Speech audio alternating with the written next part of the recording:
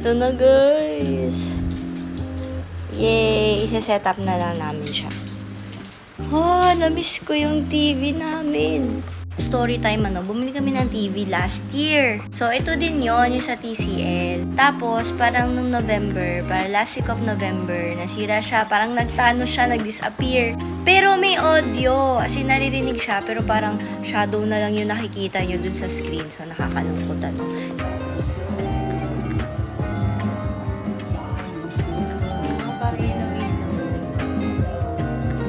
Kaya nakikita niyo ako, hindi na ako nanonood dito sa TV namin. Lagi ako sa laptop. O kaya doon sa TV doon sa loob. O kaya sa phone, ganun. Tapos itinawag namin. And nakakatuwa kasi nung pumunta si Kuya Technician dito, sakto naman na okay pa siya sa warranty. 3 years daw yung warranty nito.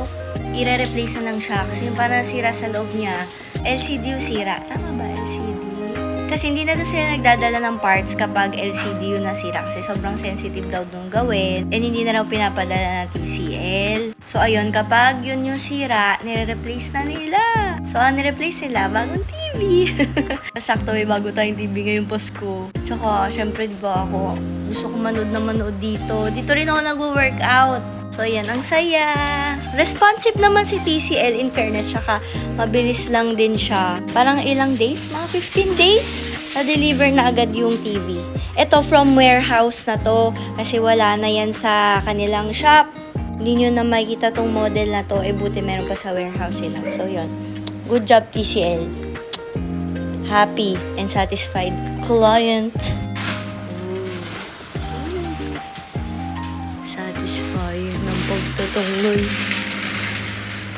Ang ganda din ng mount namin na to. Matibay naman siya. May green nga lang. Tapos nakakatuwa yung green na yun kasi igaganon nyo hatakin yung para ma-unlock siya. So yun, di ko alam na ganun pala yun.